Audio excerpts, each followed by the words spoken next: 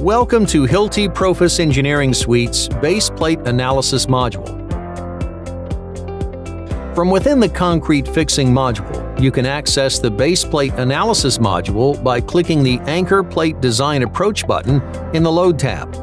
This will then drop down the calculation type where you can choose to analyze your base plate using rigid or flexible. The rigid calculation follows the assumption of rigid plate behavior to calculate anchor forces, even though they're not validated, and size the base plate based on stress criteria. The flexible calculation follows the component-based finite element method to determine the loads acting on the anchors. The base plate is modeled as shell elements with a bilinear stress-strain behavior.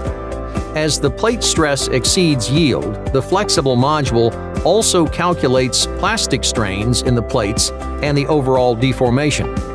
Make sure to choose the best Hilti anchor for your application and check the Profile tab for new inputs that you can add to your design, such as welds or stiffeners.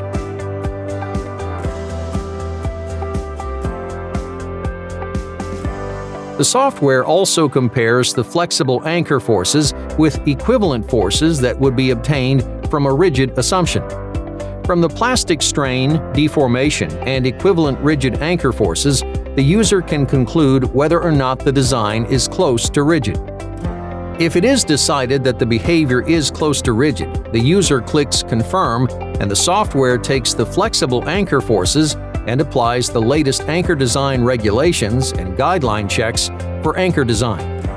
Then, on the right pane, you'll find a summary of the detailed design checks for each component: anchors, base plate, welds, and concrete.